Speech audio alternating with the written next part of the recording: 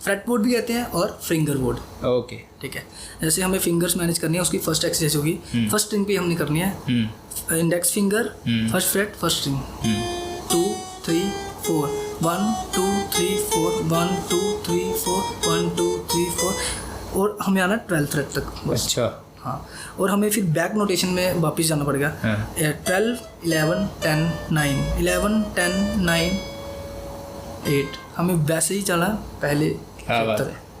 ये सबसे पहले मस्ट है गिटार जो बिगिनर्स हैं, अपनी फिंगर प्रैक्टिस इतनी ज़्यादा करना कि आप फिंगर बोर्ड पे नॉर्मली आप गिटार प्ले कर सको। छोड़ा नहीं हो सेना साडा दिल मोड़ दे कर बैठी सजना भरोसा तेरे प्यार ते कर बैठी सजना भरोसा तेरे प्यार ते रोड बैठी दिल ते मैं तेरे इंतजार ते। हेलो एंड नमस्कार, आप सब देख रहे हैं पॉडकेयर प्लस और मैं हूं पुष्पिंदर सिंह। आज हम बात करेंगे आर्टिस्ट लाइन के बारे में। एक इंस्ट्रूमेंट है गिटार, मेरे को पता है अंडर 18 वालों के लिए ये एक ड्रीम है। तो इसी के साथ आज हमारे साथ बात करने के लिए आए हैं सौरभ सर, और सौरभ सर का इंस्टीट्यूट है, इंस्टीट्यूट कह सकते हैं, बैंड कह सकते हैं। सबसे पहले आपका बहुत बहुत शुक्रिया हमें टाइम देने के लिए। Thank you so much sir. उससे पहले तो आपके चैनल को मैं बहुत थैंक्स करता हूँ, आपने मुझे बुलाया यहाँ पे। पहले तो मेरे को ये बताइए, आपका बैंड है कि म्यूज़िक इंस्टीट्यूशन है? सर देखो, हमारा अभी मैं क्रिएट कर रहा हूँ श्री साईं म्यूज़िकल बैंड के नाम से। श्री साईं म्यूज़िकल बैंड जी, ओके। तो इसमें क्या क्या होगा? इसमें सर मेरे साथ होंगे गिटारिस्ट होंगे, ऑक्टोपैड वाले होंगे, कीबोर्ड वाले होंगे, ड्रमर्स होंगे। सर एक बैंड क्रिएट करना तो ये सब सारे म्यूजिशियंस तो चाहिए। ओके, सो आपका क्या हाथ में क्या कला है? सर मैं एक गिटारिस्ट भी हूँ और अभी जैसे कि इंडियन क्लासिकल म्यूज़िक भी मैं सीख रहा हूँ। 1.5 साल हो गया मुझे सीखते हुए, और अब हारमोनियम भी प्ले करता हूँ थोड़ा। एक छोटा सा सवाल आता है माइंड में कि जब आपने स्टार्ट किया था सीखना तो इसके कॉर्ड्स वगैरह होते हैं? जी जी, है ना। तो आपने कैसे सीखा है, अपनी जर्नी थोड़ी सी बताएंगे हमें? बेसिकली मैं बताऊं, गिटार जो मतलब कि इंस्ट्रूमेंट है, ये मैंने 2016 में प्ले करना स्टार्ट किया था। अच्छा। वो जर्नी ऐसी रही है कि मैं जम्मू से जेके कॉलेज कुंजवानी में है, वहाँ मेरे गुरुजी से दीपेंद्र सिंह जी, वो गिटारिस्ट थे वो। दीपेंद्र सिंह जी जो कि आज कनाडा में हैं। तो उन्हीं की वजह से मैंने उनसे गिटार सीखा है। हमारे कॉलेज में ऑडिशंस होती है, तो अरमान मलिक जी के जो भाई हैं, अमाल मलिक जी, तो वहाँ पे विज़िट करते हैं। 92.7 बिग FM जब आप हमारे सामने जम्मू में चल रहा था, तो वहाँ हमारी ऑडिशंस होती हैं। तो वहाँ पे फिर मुझे पता चला कि मेरे जो सीनियर है BC के दीपेंद्र सिंह सर, और वो गिटारिस्ट हैं एक, तो उन्होंने मुझे सुना। फिर मैं पहले विदाउट इंस्ट्रूमेंट के मतलब ही गाता था। जब मैंने गिटार परचेज़ किया था तो फिर उन्हीं की सजेशन से मैंने गिटार लिया। फिर मैंने प्ले किया, फिर उनसे सीखा। कॉलेज में जहाँ से सांबा से लेता था, बहुत मैनेज करके लेता था। बस में आपको पता है ट्रैवल करना बहुत मुश्किल होता है, ये बहुत सॉफ्टवुड होती है। तो फिर जब बस में जाना, एक इसका कैरी बैग जो था मतलब कि नॉर्मल सा था, फिर मुझे वो अलग से परचेज़ करना पड़ा। जो फोम टाइप में होता है ना कि बस में गिर भी जाए तो ये मतलब कि ख़राब ना हो। तो फिर मुझे वो लेना पड़ा। फिर मैंने सीखा उनसे। ये जर्नी रही है मेरी। गिटार पहले मैं इंस्ट्रूमेंट के बिना ही गाता था। अच्छा। सीखने की जर्नी काफ़ी तगड़ी है आपकी। सीखने की पता क्या होता है, जैसे मिडिल क्लास फैमिली को ऐसे कुछ जनरल पॉइंट्स बताऊंगा। जैसे कि सबसे पहले तो टाइम देना एक म्यूज़िक को बहुत बड़ी मतलब की बात है। टाइम दोगे तो सब कुछ आप हासिल कर सकते हो, ठीक है। और दूसरी बात होनी चाहिए एक डेडिकेशन, इंटरेस्ट भी होना चाहिए ना बंदे को, कि नहीं यार डेडिकेशन भी होनी चाहिए बंदे को कि मैं इंस्ट्रूमेंट प्ले कर रहा हूँ, है ना।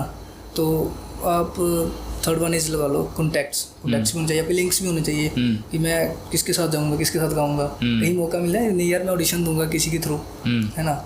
और फोर्थ वन आप ये लगा लो मनी, सबसे बड़ी बात है। मेरे को गिटार लेने के लिए मेरे पास पैसे नहीं थे, मुझे कि मेरे ब्रदर ने मुझे सपोर्ट किया, तो उस टाइम में मेरे पास नहीं थे।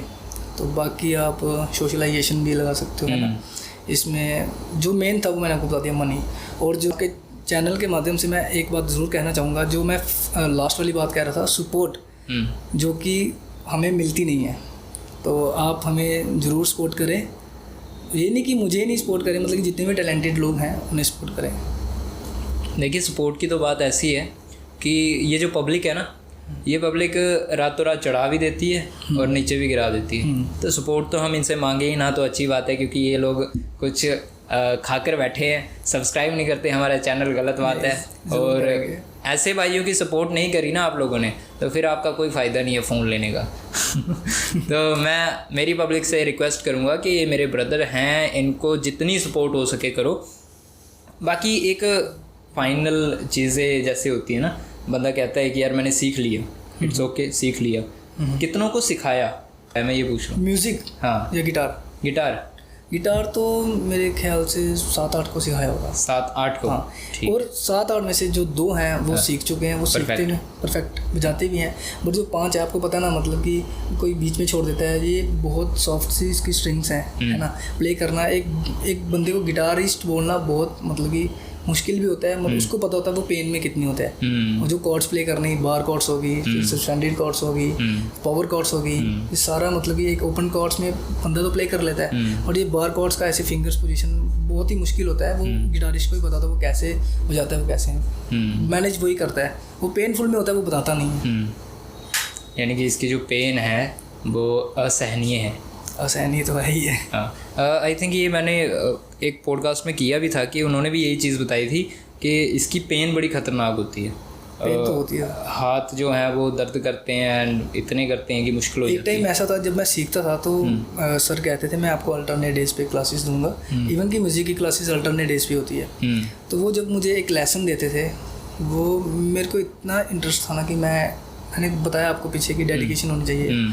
तो मेरे को पेन होती थी, तो मैं कैंडल लेता था, उसको कैंडल का जो उसका निकलता है ना, जो निकलता है उसका कहाँ प्लास्टिक टाइप में, तो मैं अपनी फिंगर्स में फेंकता था कि मेरे को थोड़ी पेन कम हो। फिर दोबारा से मैं वो लेसन दोबारा से रिक्रिएट करता था, मैं इसको बजाऊँगा और मैं पूरा परफेक्ट इसको लेसन को प्रिपेयर करके जाऊँगा कि सर मेरे को और लेसन दे और सिखाए। तो इसका मैं बिल्कुल बहुत जल्दी में हूँ कि इसको आप मेरे को मेरी टीम के लिए प्लीज़ सिखाएँ इसको। मतलब कि क्या चीज़ सीखना? सिर्फ बेसिक्स कि जो अगर हमारा कोई बंदा है, फ़ैन है या कुछ भी है, वो अगर सीखना चाहे तो कैसे वो स्टार्टिंग में सीख सकता है? जैसे कि मतलब कि गिटार एक इंस्ट्रूमेंट है, जैसे कि बहुत सारे स्टूडेंट्स हैं जिनको पता नहीं है, मतलब कि वो सीख तो लेते हैं। जैसे कि मुझे एक 3 मंथ्स हो गए लड़के को, वो सीखता था, हमारा ही बच्चा ही है, वो हमारे नेबर्स में ही है। तो वो कहते हैं कि मैंने 3 महीने गिटार सीखा है, बट उसको मैंने सिर्फ ये पूछा कि इसको क्या कहते हैं बच्चे, उसको नहीं पता था। जो भी टीचर्स हैं प्लीज़ अगर वो सिखाते हैं तो पूरा सबसे पहले मेरा यही लेसन रहता है। जो मेरी 2 डेमो क्लासेस होती हैं वो फ्री होती हैं बच्चों को सिखाने के लिए। 2 डेमो क्लासेस मेरी फ्री होती हैं कि बच्चों को एटलीस्ट पता होना चाहिए, ठीक है। Guitar there are many types of guitar, है ना। गिटार बहुत किस्म के हैं, जैसे उनको ये नहीं पता कि गिटार है डिवाइडेड इनटू 3 पार्ट्स। गिटार जो है हमारे 3 पार्ट्स में डिवाइड है। आप पिक कर सकते हैं उसको। हाँ, जो हमारा गिटार है वो 3 पार्ट्स में डिवाइड है। ये जो हमारा रहता है सबसे पहले हेड पार्ट, ओके, ठीक है, और ये हमारा आ गया नेक पार्ट, ओके, और जो 3rd वाला पार्ट आ गया वो हमारा बॉडी पार्ट, ठीक है, ओके। तो बेसिकली आप कह रहे थे जो बिगिनर्स के लिए है, जो सबसे पहले फिंगर स्टाइल प्रैक्टिस है, जो एक्सरसाइज है, वो सबसे पहले हम यहाँ से स्टार्ट करते हैं। फर्स्ट स्ट्रिंग्स ई स्ट्रिंग, ठीक है। इनके स्ट्रिंग्स के भी नाम है, क्या बोलते हैं इसको? EBGDAE इनके नाम है। तो लर्निंग ट्रिक्स जो है, जो कि यूट्यूब में भी आप देखते होंगे, तो मैंने भी अपने सर से ही सीखा हुआ है। तो उन्होंने मुझे बताया था ये जो सबसे, देखो ये जो स्ट्रिंग है लास्ट वाली, ये हायर स्ट्रिंग है, दोनों का नाम ई है। ये ई हायर स्ट्रिंग है, ये ई बेस स्ट्रिंग कह सकते हैं, इसको ई लो स्ट्रिंग कह सकते हैं। जैसे कि जो लर्निंग ट्रिक्स थी बहुत ही मतलब कि सही भी थी, मतलब कि जो हमेशा याद रहती है। Every beautiful girl deserve an eye, every beautiful girls deserve an eye. तो इसका मतलब ये है कि एवरी के साथ ये हमारी लो स्ट्रिंग, बी के साथ ब्यूटीफुल, जो जी स्ट्रिंग है हमारी गर्ल्स, जो डी स्ट्रिंग है हमारी डिजर्व, जो ए स्ट्रिंग है हमारी एन, और जो ई बेस स्ट्रिंग है eye. Every beautiful girl deserve an eye. Okay, इसमें ए माइनर, सी माइनर, वो सब कुछ? तो ए माइनर, सी माइनर आप जो पूछ रहे हैं मेरे को, वो एक A to G जो सिंपल कॉर्ड्स हम बोल सकते हैं इसको, जो ओपन कॉर्ड्स हैं, ओके, ठीक है। A to G रहती है हमारी कॉर्ड्स, ठीक है। मतलब कि ए माइनर जैसे आप बोल रहे हो। हाँ। सो अच्छा, हमें वो नेक का काम है। हाँ, वो मतलब कि फ्रेट बोर्ड पे हमें फिंगर लेफ्ट हैंड रूल है, सारा लेफ्ट हैंड रूल है। तो जैसे गिटार को राइट साइड पे कैसे रखना है, ये पूरा बॉडी इसका पता होना चाहिए, कैसे फिंगर्स रखनी है कैसे। तो जैसे आप ए माइनर पूछ रहे हो ओपन में, तो ए माइनर हमारी रहेगी index finger, first freight, second string. Okay, ठीक है। And middle finger, second freight, हमारी आ गई फोर्थ स्ट्रिंग। ओके, ए माइनर कॉर्ड। ठीक है, बता रहा हूँ। और जो हमारी थर्ड फिंगर है, रिंग फिंगर जिसे कहते हैं, वो हमारा आ गया सेकंड फ्रेट और थर्ड स्ट्रिंग, जी स्ट्रिंग। ये हमारी बन गई ए माइनर कॉर्ड। ओके। जो बिगिनर्स हैं उनके लिए सबसे पहले जो फर्स्ट एक्सरसाइज है अपनी फिंगर फ्रेट बोर्ड पे मैनेज करने को, उस पे बिठाने के लिए। जैसे हम ठीक, इस नेक पार्ट को थ्रेट बोर्ड कहते हैं। Freight FRET, freight board. Okay, freight board भी कहते हैं और फिंगर बोर्ड। ओके, ठीक है। जैसे हमें फिंगर्स मैनेज करनी है, उसकी फर्स्ट एक्सरसाइज होगी। फर्स्ट स्ट्रिंग पे हमने करनी है index finger, first freight, first string, 2 3 4, 1 2 3 4, 1 2 3 4, 1 2 3 4, और हमें आना 12th फ्रेट तक। अच्छा, हाँ। और हमें फिर बैक नोटेशन में वापस जाना पड़ेगा। 12 11 10 9, 11 10 9 8, हमें वैसे ही चला पहले। ये सबसे पहले मस्ट है गिटार जो बिगिनर्स हैं, अपनी फिंगर प्रैक्टिस इतनी ज़्यादा करना कि आप फिंगर बोर्ड पे नॉर्मली आप गिटार प्ले कर सको, और अपनी जो कॉर्ड्स है वो भी नॉर्मली प्ले कर सको अच्छे से। ऐसे कॉर्ड्स प्ले नहीं होती, ऐसे कॉर्ड जैसे हमें बार कॉर्ड्स में पकड़ते हैं, बार कॉर्ड्स में प्ले करते हैं तो साउंड ऐसी होनी चाहिए, otherwise strings will be muted, वो म्यूट हो जाएगी सारी स्ट्रिंग, ऐसे आवाज़ ही नहीं आएगी। गिटार की फ़ायदा नहीं बजाने का।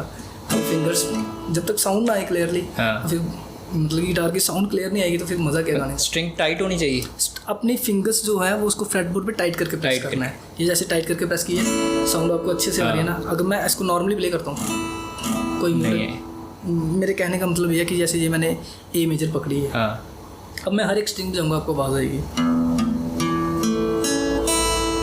अब मैं इसको थोड़ा सा भी ऐसे करके नॉर्मली पकड़ूंगा, बिना मतलब कि टाइट करके नहीं पकड़ूंगा, तो कुछ म्यूट होगी। जैसे ये देखो म्यूट है, अब मैं इसको प्रेस करके पकड़ूंगा, ये साउंड कह रहा हूँ क्या हुआ। तो ये बिगनर्स अगर ट्राई करते हैं तो वो सीख सकते हैं। अगर उनको पहले मैंने आपको कहा सबसे पहले गिटार की इंट्रोडक्शन, गिटार के बारे में पता होना चाहिए कितने किस्म के गिटार होते हैं। एकॉस्टिक होता है, सेमी एकॉस्टिक होता है, सेमी इलेक्ट्रिक होता है, हमारा इलेक्ट्रिक होता है, फिर बेस गिटार होता है, बहुत सारे। बिगनर्स किससे स्टार्ट कर सकते हैं? Normally simple acoustic guitar. Okay, acoustic guitar ऐसा होता है कि हम उसको वैसे भी प्ले कर सकते हैं, नॉर्मली ऐसे प्ले कर सकते हैं खाली, उसको हम ना ही मोनीटर्स के साथ प्ले कर सकते हैं। हाँ, ये है कि जैसे आपने माइक लगा रखे हैं, माइक यहाँ लगा के हम ऐसे, ये वाला गिटार है सेमी एकॉस्टिक, इसमें गैजेट्स लगे होते हैं। ओके, ठीक है, ये गैजेट्स लगे हैं। हम इसकी मैं चेक करूँ, माइक भी लगा हुआ है। इसमें XLR केबल होती है, वो मोनीटर के साथ अटैच होती है। हम लाइव कंसर्ट के लिए हम ये गिटार यूज़ कर सकते हैं। और जो इलेक्ट्रिक है वो चलेगा इलेक्ट्रिक से, वो हम वैसे प्ले नहीं कर सकते। सेमी एकॉस्टिक गिटार का ये है, हम वैसे भी प्ले कर सकते हैं, मोनीटर के साथ भी प्ले कर सकते हैं। अच्छा, इनकी साउंड्स में भी डिफरेंस होता है? इलेक्ट्रिक की तो नॉर्मली इलेक्ट्रिक तो साउंड ही अलग है। इलेक्ट्रिक उसकी तो बढ़िया से तिखी आवाज़ होती है। हाँ, उसकी तो आपको पता ही है, जो रॉक स्टार लोग होते हैं वो बजाते हैं उसको। हाँ, वो तो आपको पता ही है, दो धागी आवाज़ होती है। हाँ, उसकी आवाज़ आपको पता ही है। बाकी इनकी तो नॉर्मली होती है। हमारे मतलब ये जो छोटे मोटे अभी स्टार्ट कर रहे हैं या लेना चाहते हैं पैशन के लिए, उनके लिए इतना बहुत है। हाँ, आप सिंपल एकॉस्टिक गिटार ले सकते हैं। सो मैं यही सजेस्ट करूँगा, जो आप एकॉस्टिक गिटार लेंगे वो यामा का या तो F280 मॉडल लें या F310 मॉडल लें। ओके, अच्छा, इनकी कंपनियाँ हैं? हाँ, अच्छा, यामा, फेंडर, बहुत सारी हैं। क्या बात। सबसे चीप एंड बेस्ट? जो चीप का मेरे को पता नहीं है, जो बेस्ट एंड बेस्ट है, जिसको मतलब कि हम जैसे तो कोई इंस्ट्रूमेंट लेते हैं, जैसे बोलते हैं ना कि हमने 5000 पे किया या 10,000 तक हम पे करते हैं। अगर आप 10 साल भी उस चीज़ को, इंस्ट्रूमेंट को अगर आप केयर के साथ रखते हैं कि आगे भी वो आपके काम आएगा, लाइव परफॉर्म के लिए, कहीं रॉ में प्ले करने के लिए, तो वो मैं यामा का मैंने बता दिया F280 मॉडल, जो कि 7 to 8,000 के बीच में आ जाता है। ठीक है। और जो F310 मॉडल है वो आपका 10 to 11,000 के बीच में आ जाता है। 10 to 11,000 के आसपास। अच्छा जी, मतलब ये काफ़ी हैवी।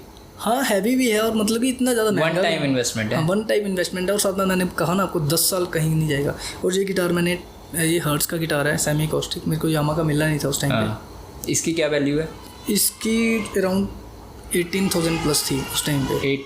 18 के आसपास की। ओके। जैसे आप चीप एंड बेस्ट की बात कर रहे हो, जैसे मैंने जब स्टार्टिंग में सीखा था तो मैंने OLX से गिटार ली थी। वो मैंने 1200 की गिटार ली थी। 1200 रुपये की? 1200 की गिटार ली थी। ओके। सीखने के लिए कितना टाइम चलाया आपने उसको? मैंने चलाया कोई 3 महीने।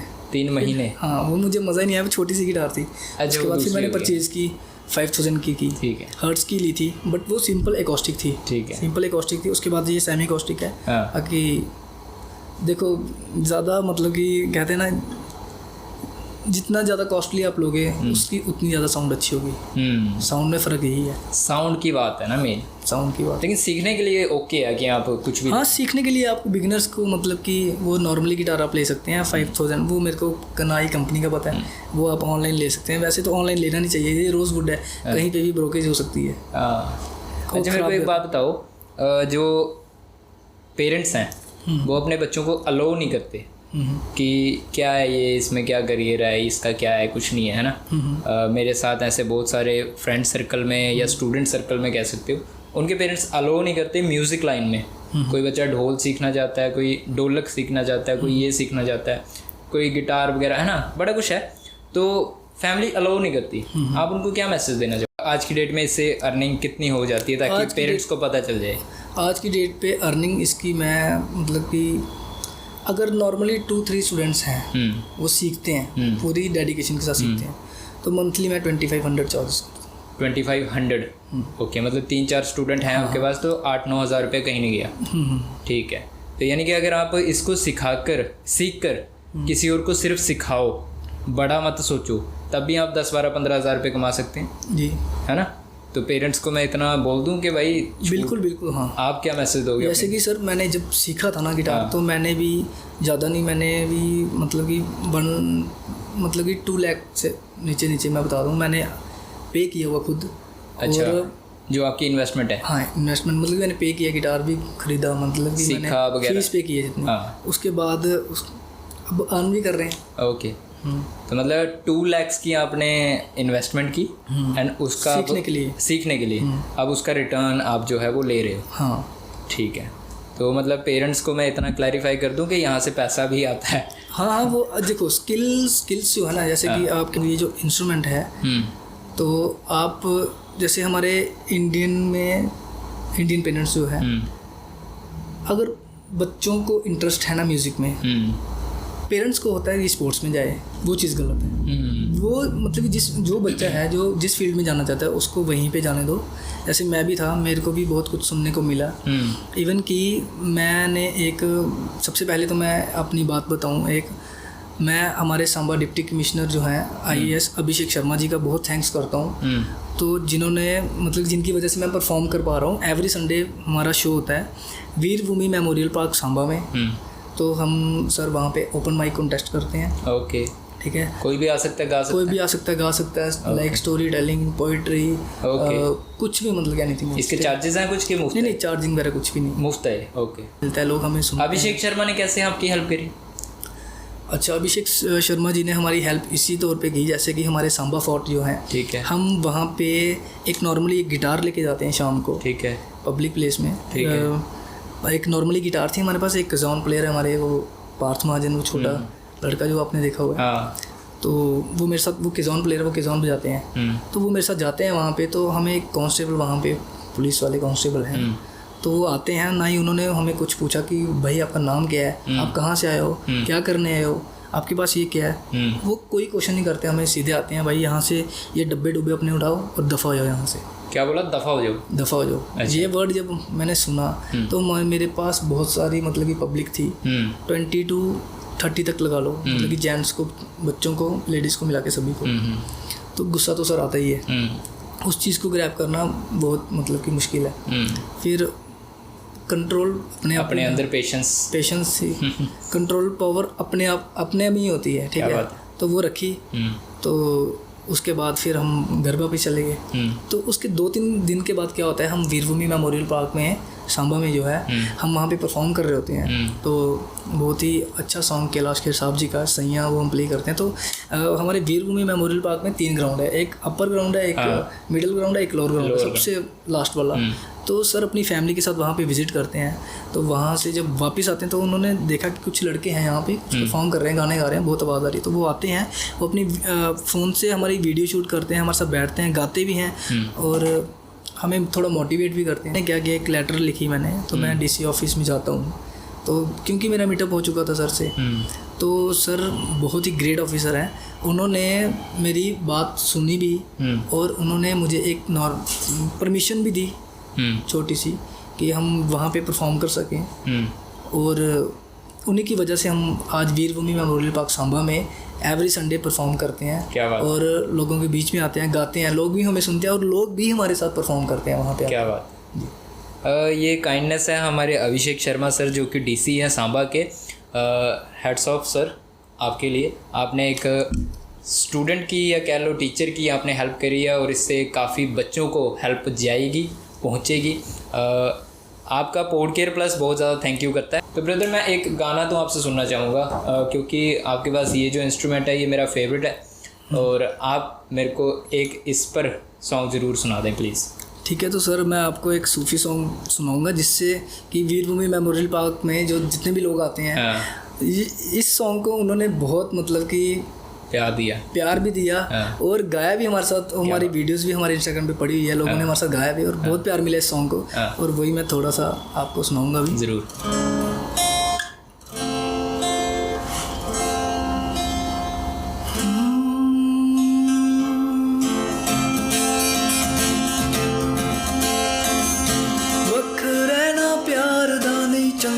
दस्तूर वे वख रहना प्यार दा नहीं चंगा दस्तूर वे सजना जुदाई नहीं हो सानू मंजूर वे सजना जुदाई नहीं हो सानू मंजूर जे तू अखियां दे सामने नहीं रहना जे तू अखियां दे सामने नहीं रहना ते बीबा साडा दिल मोड़ दे जे तू अखियां दे सामने नहीं रहना ते बीबा साडा दिल मोड़ दे असा नित दा विछोड़ा नहीं हो सहना ते बीबा साडा दिल मोड़ दे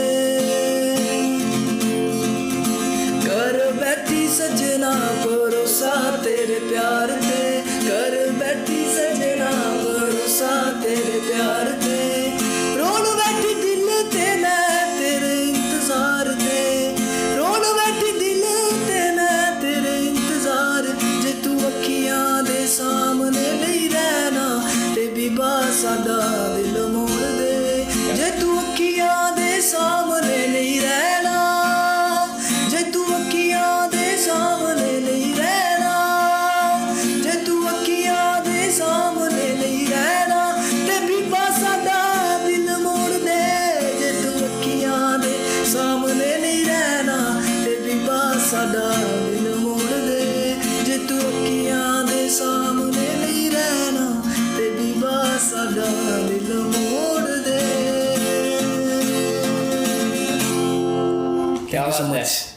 क्या बात है। देखो ये जो है ना चीज़ मेरे अंदर का सिंगर रुक नहीं पाया मैं खुद भी बाहर आके थोड़ा सुर लगाए लेकिन आपका सुर मेरे से बहुत ज़्यादा अपरंपार है। नहीं तो काफ़ी मज़ा आया होगा आप लोगों को जानकर भाई जी की स्टोरी एंड अच्छी चीज़ें सिखा दी हैं बिगनर्स के लिए।